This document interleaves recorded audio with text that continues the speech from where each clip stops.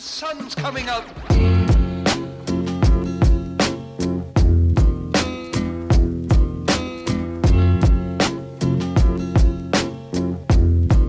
Hello everyone and welcome to the CoSM Podcast. On this episode, I have a discussion with Luis Eduardo Luna. Luis Eduardo is a world-renowned anthropologist most noted for his research into ayahuasca and his early collaboration with Pablo Amaringo, who is now seen as the progenitor of Amazonian visionary art. So it is a great honor to bring to you this episode with Luis Eduardo Luna.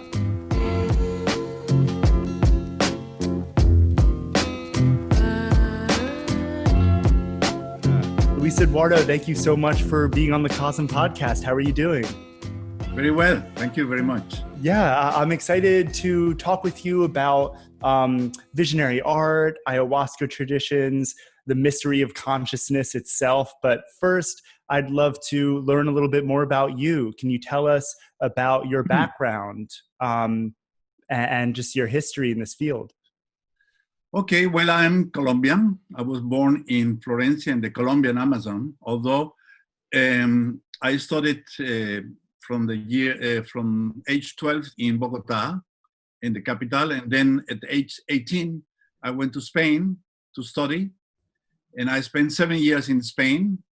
I studied philosophy, literature, art, history, and then I moved to Norway, where I was teaching literature at the university, Latin American literature. But then I became interested in ayahuasca because I met Terence McKenna in 1971 when I was having holidays in Colombia.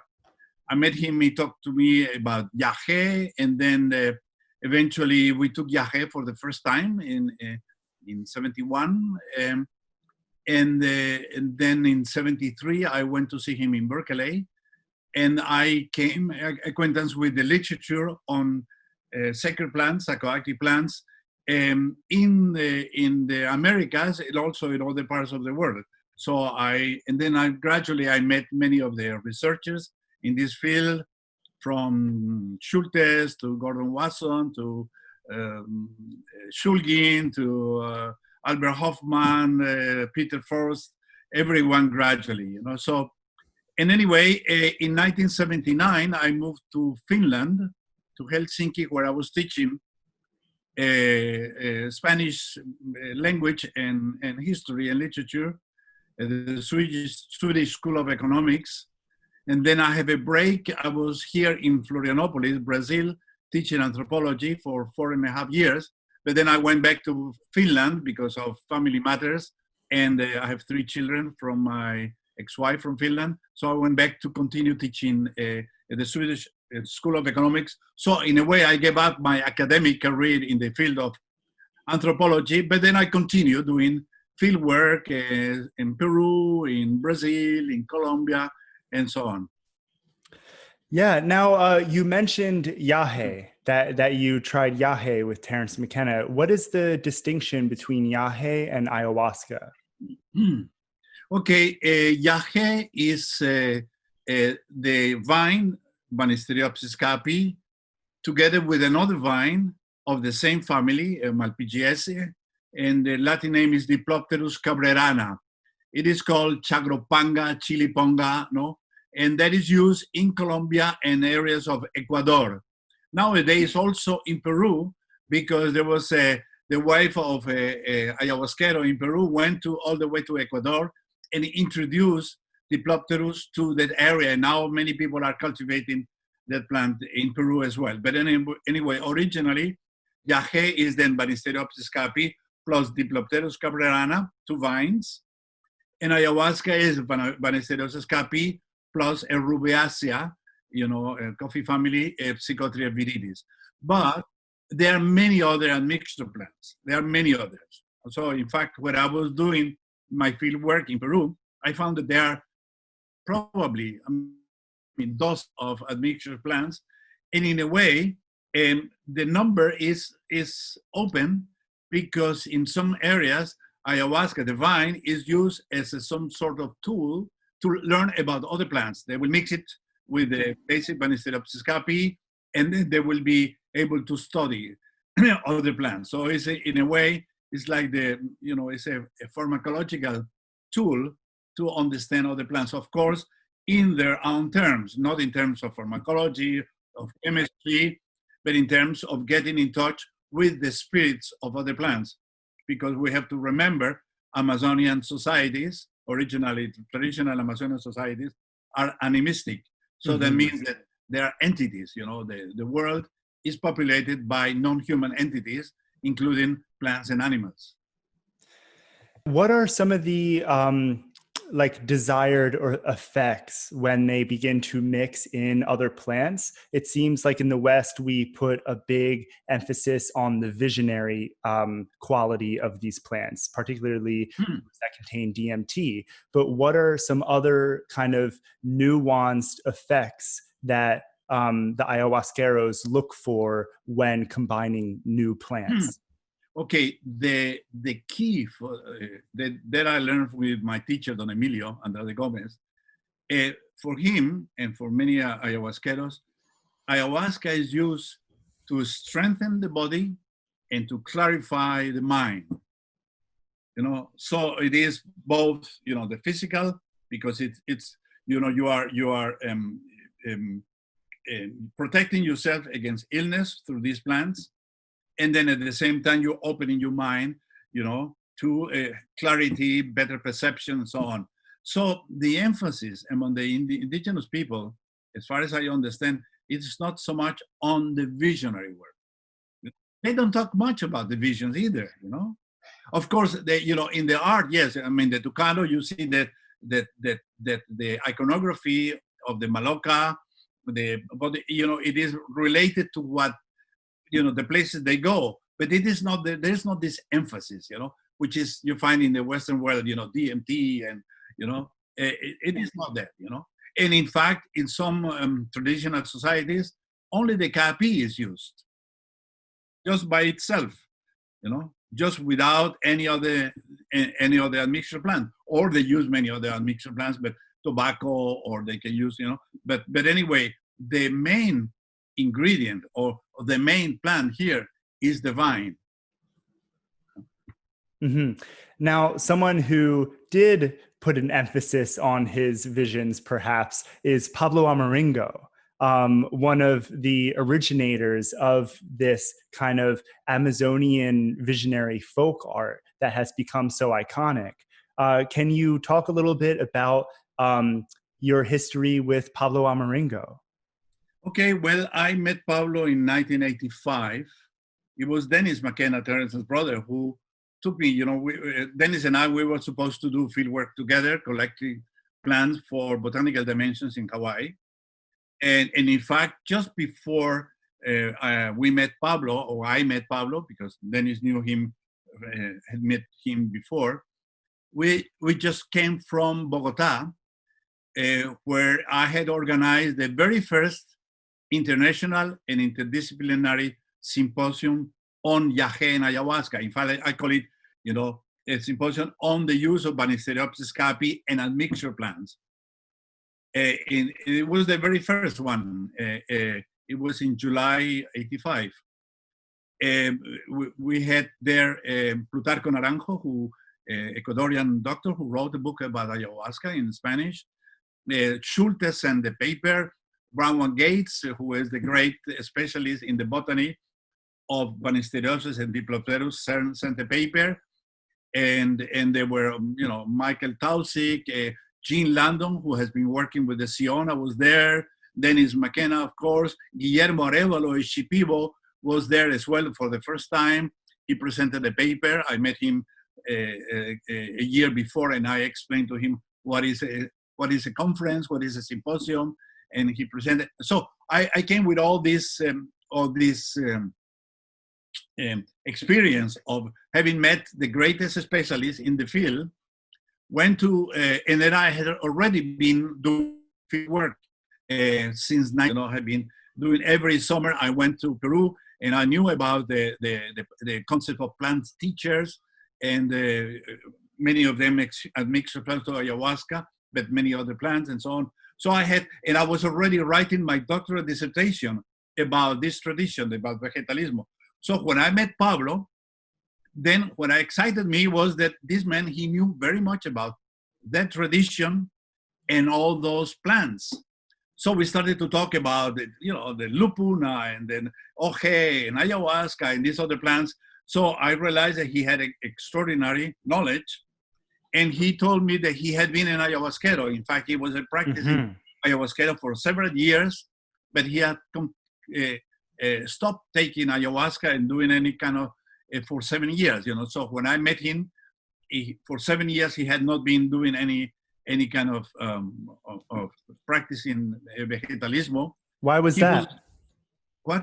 Well, he had a crisis. He had it is all in the book that we finally wrote together. He understood that, in the ayahuasca world, in Peru especially, there is a lot of warfare, because the idea of healing very much is related to illness is always caused by an animated agent, either physical, human, animal, plant, or spiritual, So very often illness, curing illness means having some kind of fight with the agent of the illness.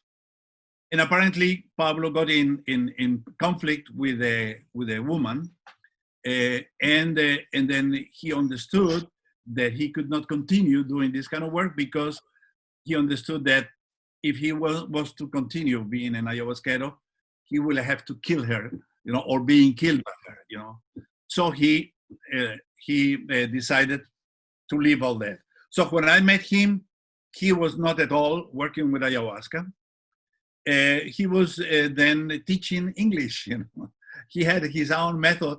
He spoke a little English. And he had his own method, and he was also teaching people to read and write. Poor people, He was living in the one of the poorest areas of Pucallpa, which is itself a poor city, in the Peruvian Amazon. So there was,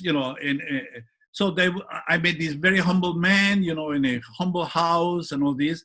But then he mentioned that he was doing landscapes. And he showed us a few landscapes he had on cheap paper and watercolor. And since I was studying this area and studying the plants and talking to people about and traveling in the forest and so on. So I understood that, my God, this man really knows a lot about the forest. He was depicting the forest, the forest, the animals, the plants, and so on. Even he had some paintings about the Shipibo, and so on. So, and then he told me, I remember everything I have seen. He has an eidetic memory. And later on, I learned that this is a characteristic probably of Amazonian people. A study should be made, about this, nobody has done it, but I later on, when we created the School of Painting, I realized that these people had this faculty of very easily remembering things, they have a fantastic visual memory, probably because in the Amazon, you have to, the people are living in such a rich nature, with hundreds and, thousands of species of plants around them and animals and insects and all that. And in order to move into this environment, you have to pay great attention to detail.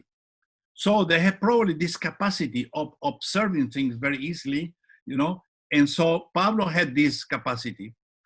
And then I asked him, Pablo, do you remember the visions that you had when you were an ayahuasquero? He said, yes, I do. And that's what he did, his very first 2 paintings. That, I don't know if you have seen it in our website, through amaringos.com. There you can see the first 2 visions. And what happened then is that I took one of the, he gave one to Dennis, one to me. I took mine to Helsinki, took a photocopy of it, And then I was asked Pablo, what is this? What is this? I put numbers into the photocopy because I could recognize certain elements in the paintings. Of course, there was a hut, there were people taking ayahuasca. One of them was throwing up, but there was angels as well. People talk about angels to protect the place where they're taking ayahuasca. But there were other elements which I didn't know anything about, including a sort of UFO as well, hovering. So I took a photocopy, sent him a letter at the time before internet and all that. And then came a description of the painting, a very detailed description. Also, I asked him about some elements in Dennis's painting. And that for me was just like a eureka moment because, as an anthropologist, you are asking people, they will give you descriptions of, the spirits, these are their plants, but it's a completely different thing when you can see it, when you can see, oh yeah, it looks like that, So that was the beginning of Pablo's visionary art. We collaborated for many years. I was asking him about details of this, what is that? He was making a painting to illustrate the idea and so on. So it was like we started a whole new thing. And Pablo started to develop also his because he was doing, when I met him, he was doing landscaping, cheap paper, all this. But I provided him with the very best materials, the best brushes, fantastic wash, paper of high quality, everything, and the means to do the work. He didn't have to worry anymore about his living. I provided everything so he could dedicate himself totally to painting. And that's what then we had Pablo Amaringo with all this extraordinary creation. Yeah, it's amazing. His pieces, they seem to be really they're like intended to be photographs of the ayahuasca experience. Did Pablo feel like he was creating any aspect of his painting, or was it completely from memory? No, it was all from memory. But now, if you look at the paintings, you have to look at not every painting, because some of those paintings are answering to my questions, and you can see that they are really more descriptive than visionary. But when you see one of the paintings by Pablo, you see many different elements. But it is like in a session, or in a session, he will see different things, but not at the same time. So there is a narrative there, behind. In the way, because Pablo got inspiration in a way from religious art. You see some of it, religious art. You have a triptycho, and you have a story being told in the triptycho. You have many elements which you have to read somehow chronologically. So it is not that the picture of a whole. It is a story. So it is the same with Pablo's paintings. You see many different elements, visionary elements, which are supposed to happen during the course of a session. Yes. So the painting doesn't embody just one moment during a session, but rather the whole session itself. Exactly. Yeah. You have many different elements. Yeah. Now, how was Pablo Amaringo's work received by the world? Okay. Well, in the beginning, as everything, this was in 1985.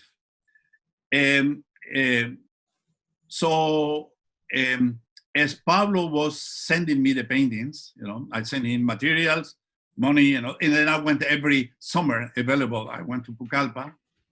We had to, materially, we have to start from scratch, because there was no electricity, no running water. It was extremely poor, So first to put all the materials, I remember the first time I came with a lamp, so that he could work also after sunset, but then later on with electricity and so on.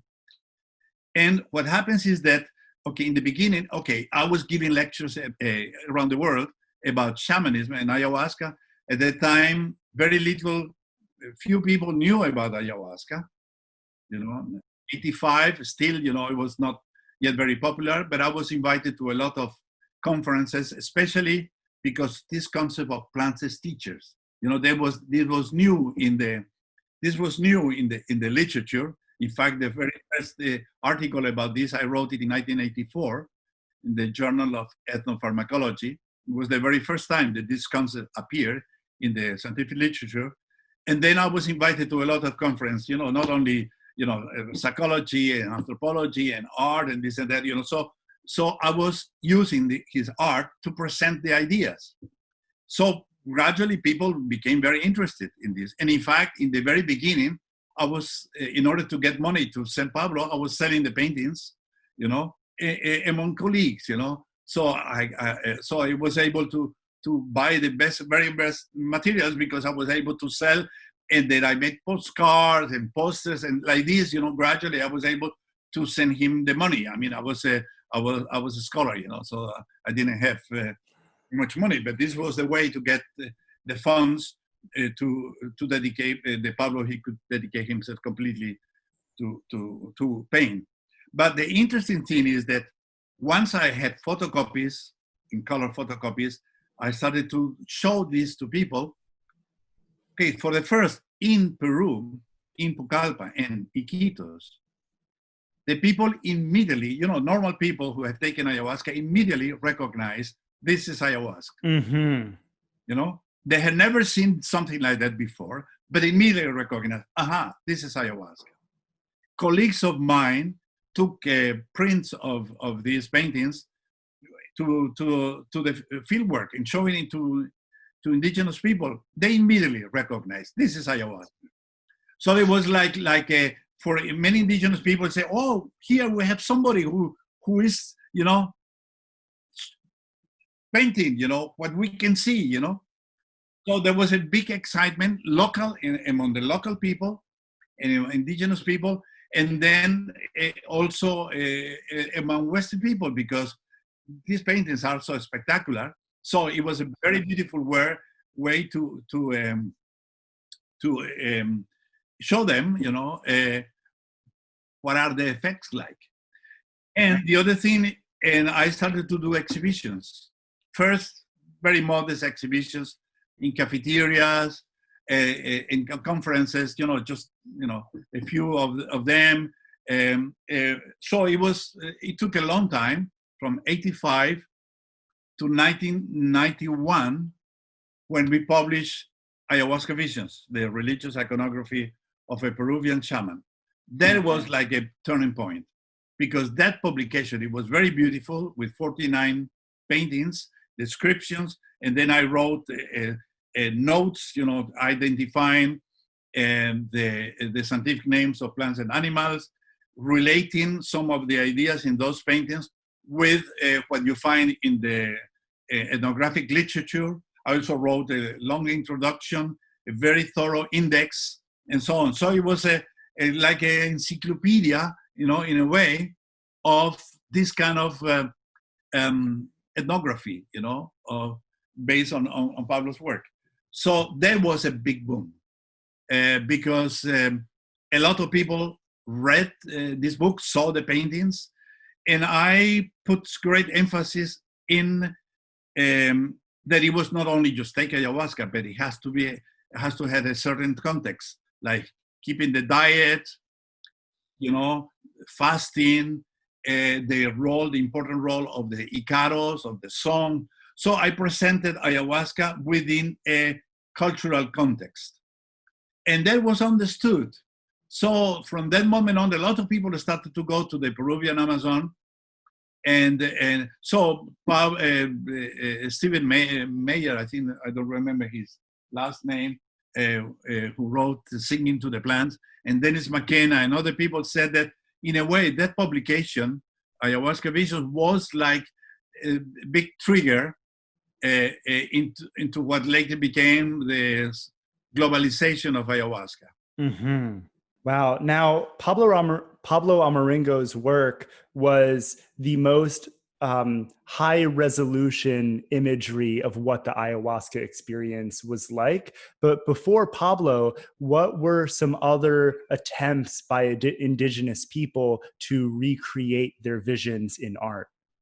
Well, it was not really a recreation of visions, but a lot of the art of the Shipibo, Kashinawa, the Siona, it was the Tucano, different Tucano indigenous. It, they art was related to the visionary world. In fact, Gerardo Reichel Dolmatov wrote a book called Beyond the Milky Way. I don't know if you're familiar with this book. It's very difficult to get it. But Reichel Dolmatov was Austrian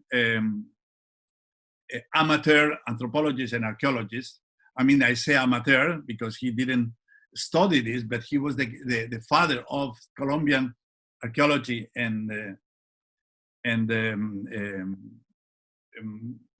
archaeology and ethnography or anthropology. He went to the Barazana Indians in Colombia, in the Colombian Baupés, took with him paper and pencils, gave them to the Indians, and to do whatever they wanted. And he realized that where they were painting, they were their visions, in a way, their visionary art. And he realized that the Maloca, the paintings in the Maloca, the body painting, the narratives, all this is related to this visionary world. Because for them, I mean, it's a very important part of the culture. So you see that there is already there. Among the Shipibo, who apparently learn about ayahuasca later, there are some scholars who claim that the Shipibo learned about ayahuasca probably not more than 200 or 250 years ago.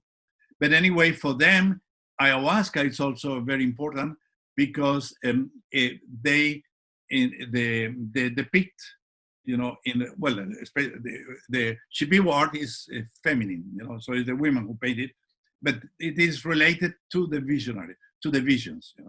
I mean, they are not trying to represent anything. They are just simply patterns, in which are inspired in a way by the visionary experiences. Now, do the Amazonian artists who create these pieces believe that the art is charged with the sacredness of the experience that inspired it? Okay, well, for the first, let's talk about the Shipibo who are well known, and so many people have been there and buying textiles or ceramics and so on. It has to do with, I'm not a specialist in the Shipibo. I mean, although I spent 1 month with a Shipibo teacher and I learned some with him, but from the literature also you find that the Shipibo, before the total acculturation, they used to paint everything with this kind of patterns. I mean, it was not only women painted the skirts and the ceramics, but also the canoes, the paddles, the houses, the communal houses. All that was, painted by patterns. And so in a way, you can say that it is sacred. The thing is that we always try, when we use sacred, we put our categories into these people. It's very difficult. All these words, spirit, sacred, supernatural, we are just projecting, a certain way of seeing things upon them. And we have to be very careful with that, including, the plants have soul, but it's not the Judeo-Christian idea of a soul, the body and soul is a completely different thing, So yes, it is sacred in a way, but they don't say it is sacred. I mean, it is their natural environment. I mean, that's what they express. They want to express, their own cosmology. Mm-hmm. Now, using kind of this idea of our language kind of failing to describe some of these practices, we most often use the term shaman or shamanism to describe the medicinal practices of the people of the Amazon. But this word has been criticized as improper, with many indigenous people preferring the terms ayahuasquero, vegetalista, or curandero. What are your thoughts on using the word shamanism to describe these practices? Okay, for the first, I have to blame myself because when I wrote my doctoral dissertation, the title of my dissertation is Shamanism, Vegetalismo, Shamanism among the Mestizo population of the Peruvian Amazon. But that was for a reason, because when I first talked to my supervisor, Professor Oke Hulkrans, who was a specialist in North American shamanism, I was telling him, look, many of these things, many of these practices, many ideas are very similar to shamanism in general, because they are helping spirits, they are getting in touch with other realities. The person, is acting in the name of the community and so on. It is very much related to the natural world and so on. So, and this was a doctoral dissertation. So I have to put some, within a frame, and I use shamanism among the mestizo population. Okay, the mestizo, mestizo is a mix of Indians and Caucasic, the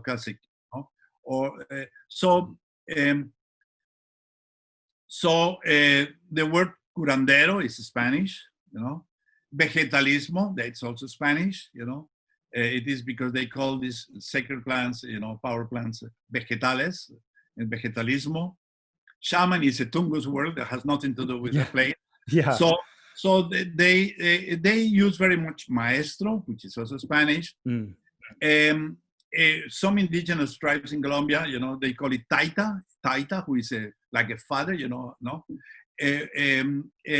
so there are many others who use the word paje, for a shaman, and so on. So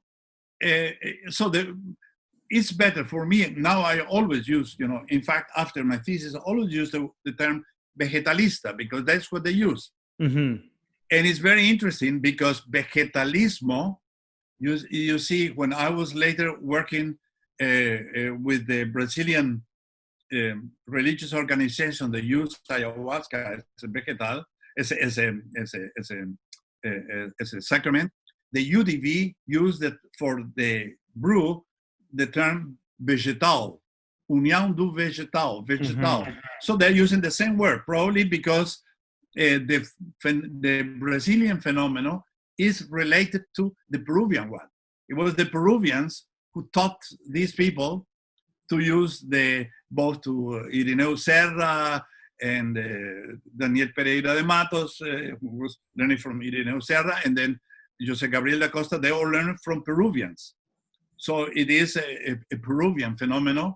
And there was also a Brazilian vegetalismo, which unfortunately I didn't study. I just met two people, but it was never studied. Now it is too late, because these people die out.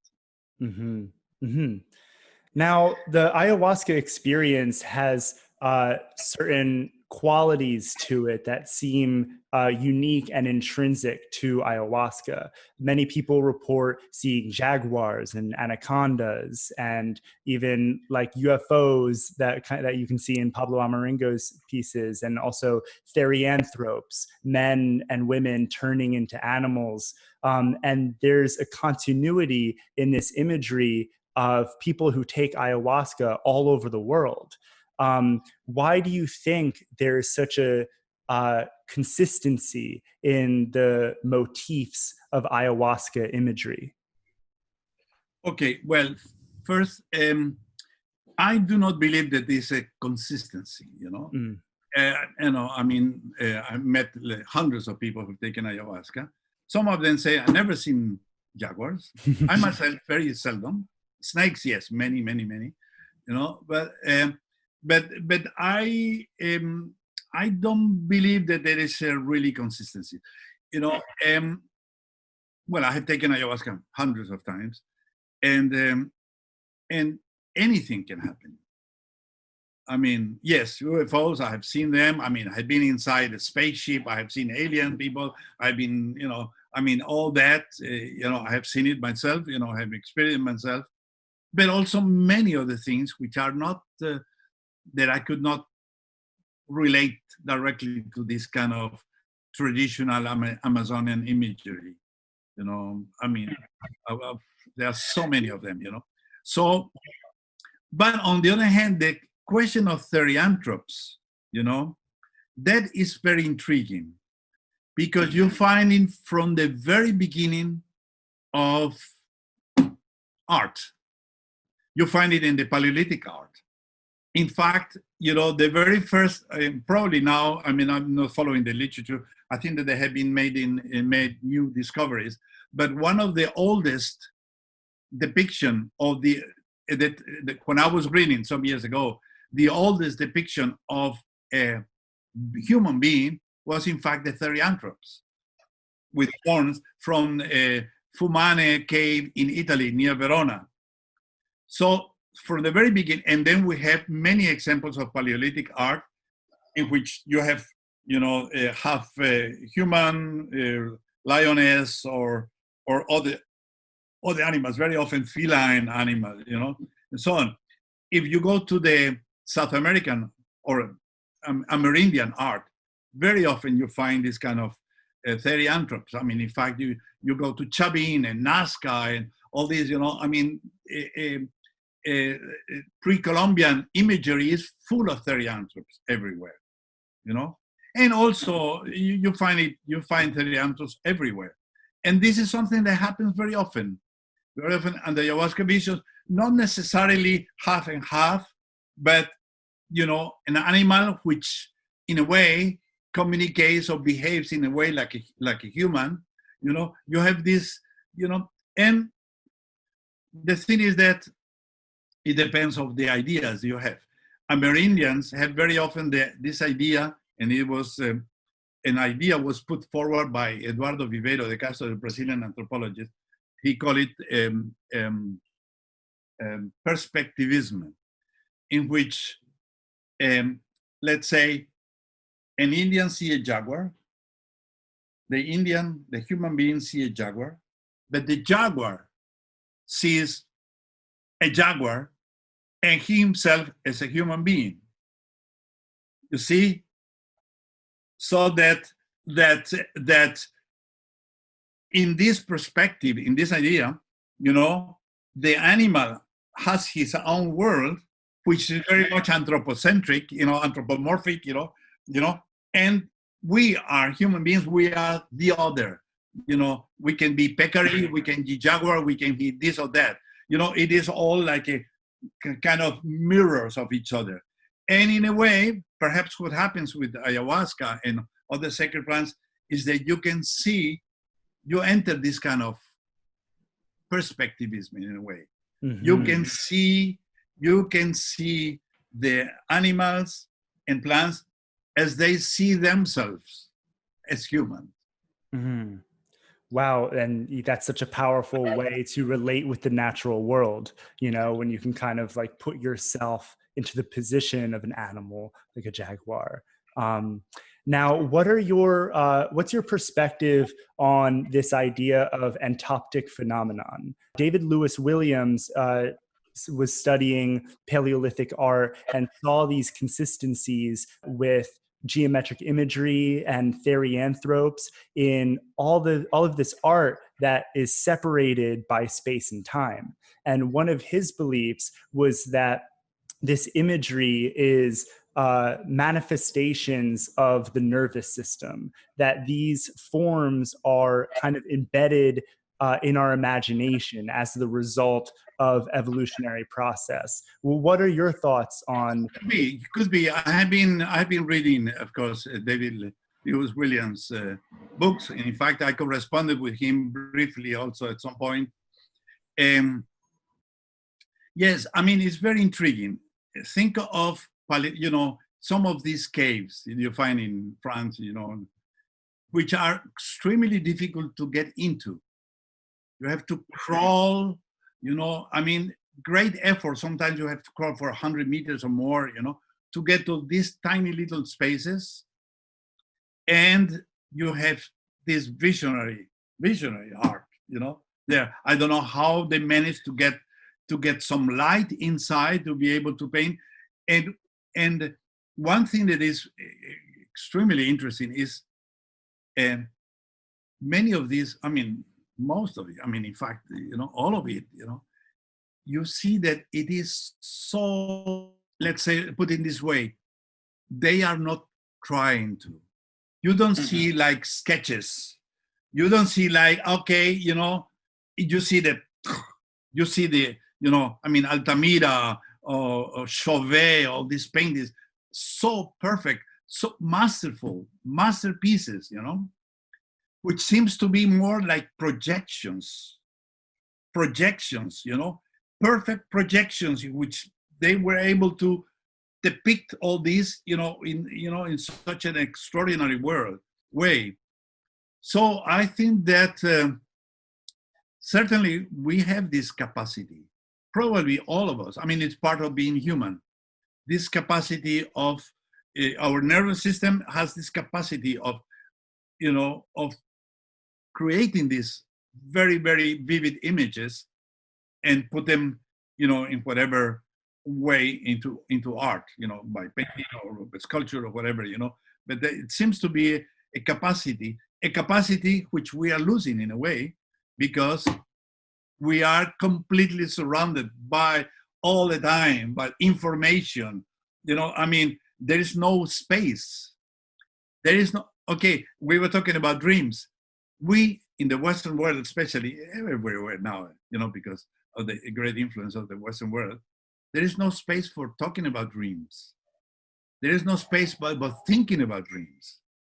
You have an alarm clock, take a coffee, and all that is gone completely, We don't give any possibility of just perceiving the world, letting our, inner world to manifest itself. There is no possibility, because we are bombarded all the time by information until very late. Most people watch TV until they go to bed, I mean, there is no space, no possibility there. Perhaps artists which are able to, withdraw, like you said, withdraw from all the noise, and get into a space and, and do something, creative, Yeah.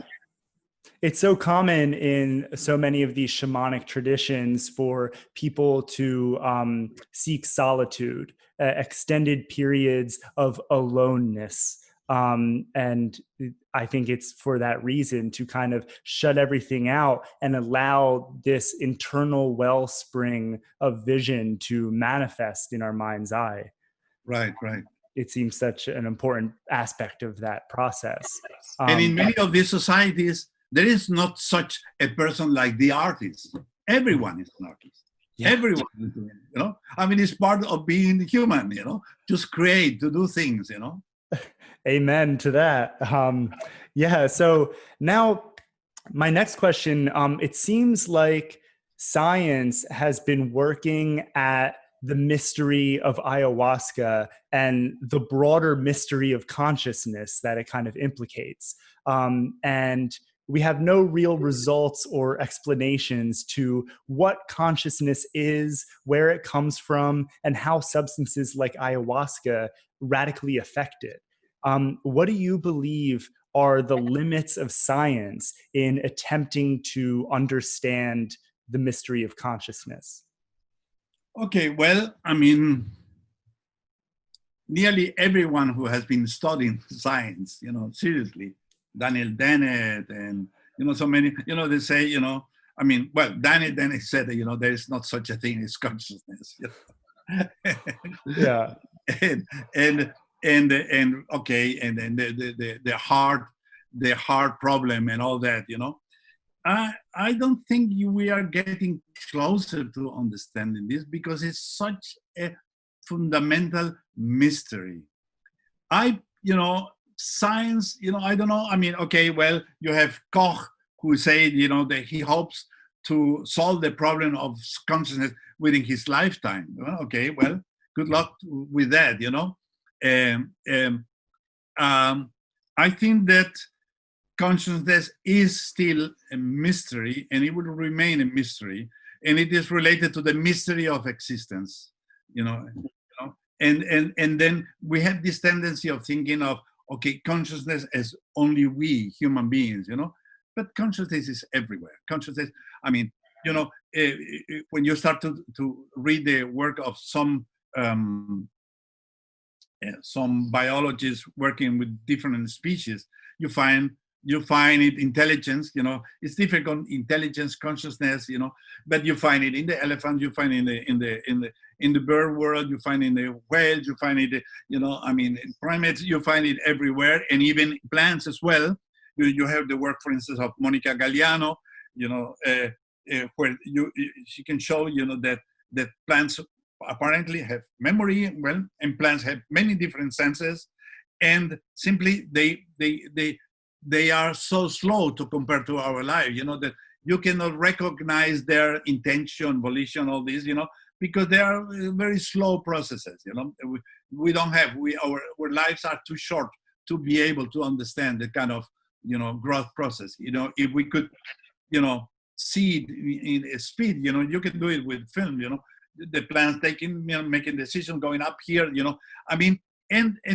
microbiologists, I find it, as well. You find it in microbes. I mean, look at now viruses, they're extremely intelligent, So we live, actually we live in an intelligent universe, world here, but probably universe. So I'm more tend to think more with philosophers than with scientists, that perhaps consciousness is primary. It's primary. It is, it is there from the very beginning.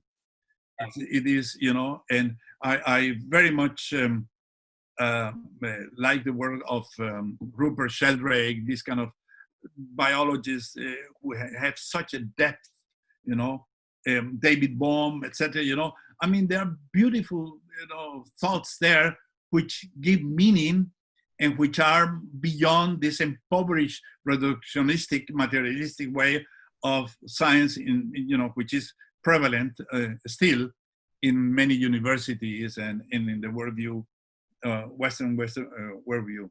Mm-hmm.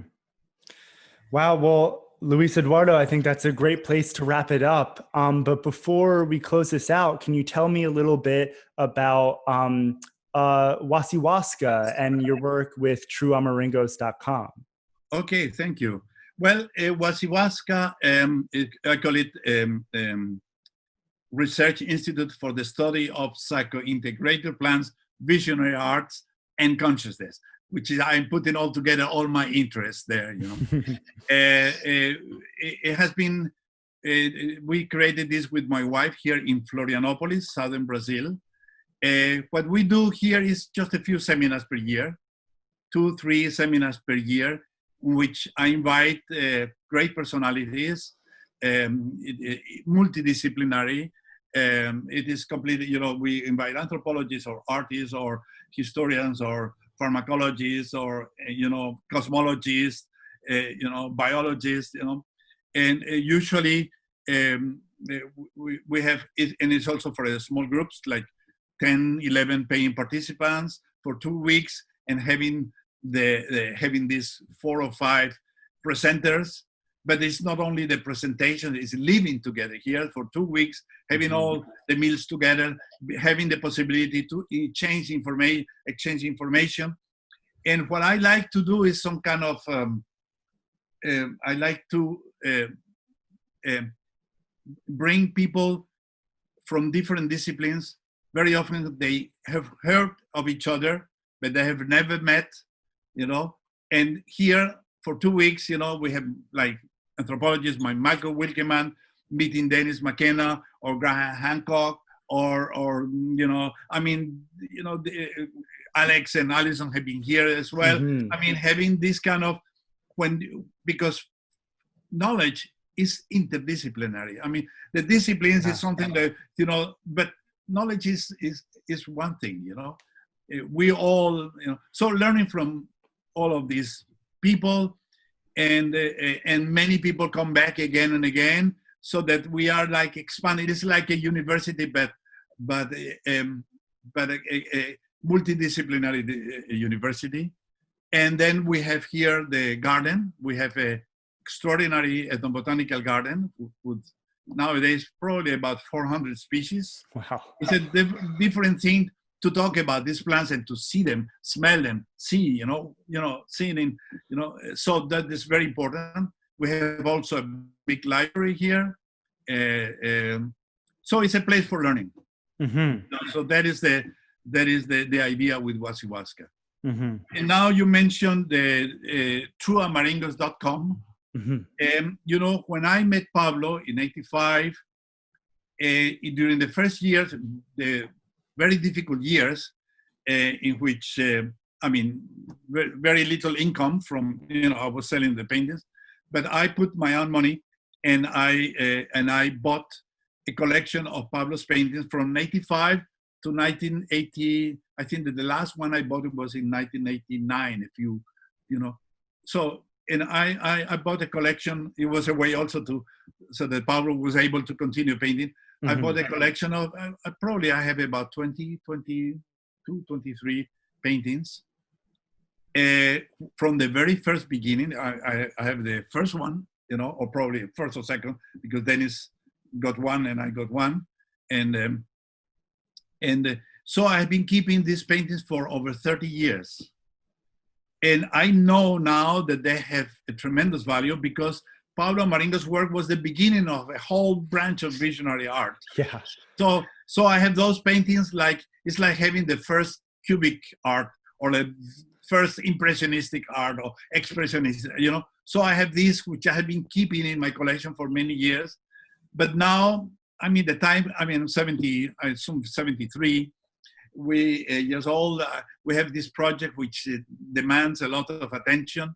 So I decided to sell some of these paintings, and so I hope that some people will get be interested and get some of these paintings so that we can put resources in this project here. We have a reforestation project going on as well. Mm-hmm. We are in the so-called Mata Atlantica, Atlantic coastal forest. And I don't know, people know that everybody is talking about the Amazon, and I'm Amazonian, and of course for me the Amazon is very important.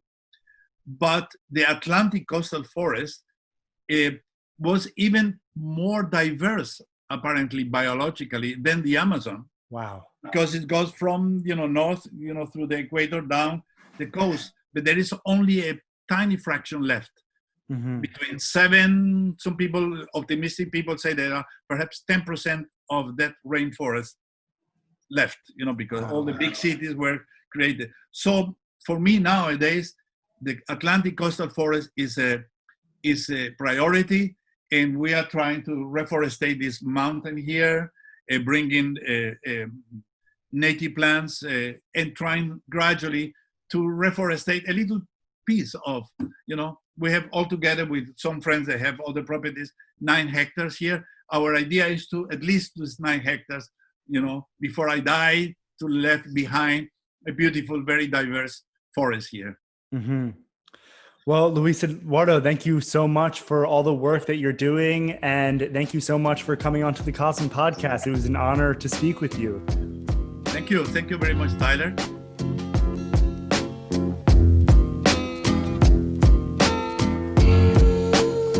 Thank you again for listening to the CoSM Podcast. To stay up to date on any future podcasts or virtual events, please be sure to follow Chapel of Sacred Mirrors on Instagram and Facebook, and to subscribe on all major platforms. And to learn more about Luis Eduardo Luna, you can go to wasihuasca.org. And if you're interested in learning more about Pablo Amaringo and even collecting an original Amaringo piece of your own, you can go to trueamaringos.com. I also highly recommend the book Ayahuasca Visions by Luis Eduardo and Pablo Amaringo. It is absolutely required reading for anyone who is interested in ayahuasca and visionary art. Thank you to everyone who has donated or bought something from the CoSM shop during this time. Any way you can support is a stand for the future of CoSM and allows us to continue to bring inspiring and uplifting episodes like this to our community. And thank you to Deca for the soundtrack to this podcast. You can find Deca on YouTube, Spotify, and Bandcamp.